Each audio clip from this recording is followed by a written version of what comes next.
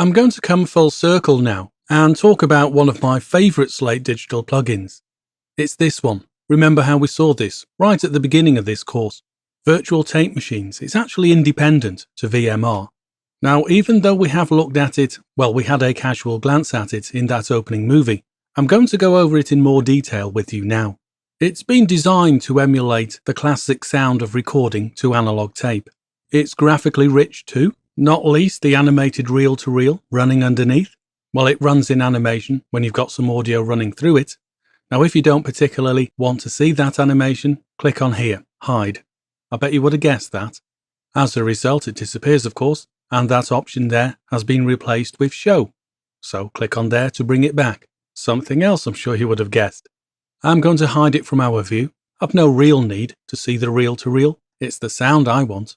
Not that I'm suggesting hiding it away will affect the sound in any way, but I guess hiding it from view does save you that slight bit of graphic processing. Anyway, let me just explain what we've got here. Centrally, we've got these VU meters. The top one is for our left channel, and the bottom one, of course, is for its linked right channel.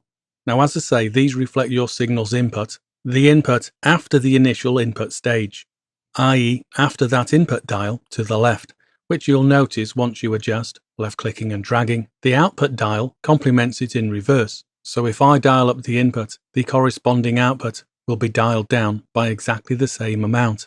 Well, they will do as long as you've got that link option there. If you select it, to deselect as it were, to unlink, then you can independently move either the input or the output without it affecting the other.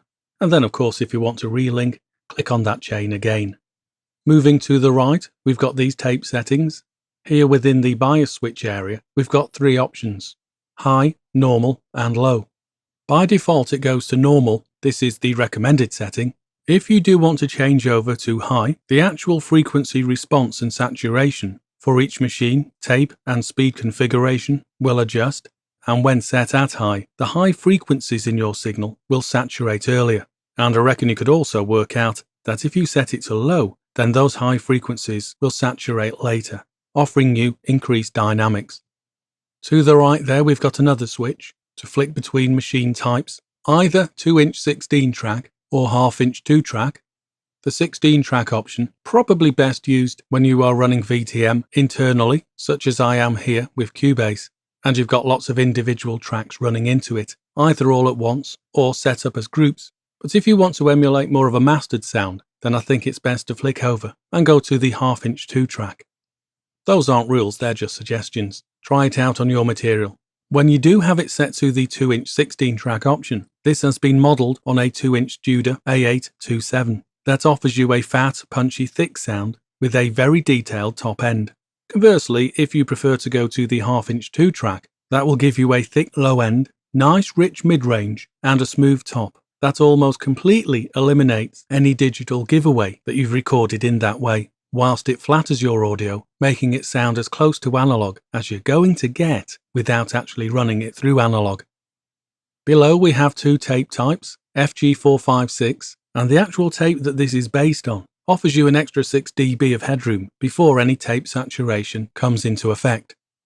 By contrast, if you go to the FG9, a more modern tape emulation, because that actual tape had an even thicker layer of oxide, you could record at even hotter levels before that distortion and saturation came into play. To be honest, I can't really tell much difference, though I'm sure many of you will be able to. But to my ears, there isn't that much difference. But once more, let me say, just try it out with your material, see what works best for you. Right, I'll leave it here then, and we'll pick up again looking at VTM in the next tutorial.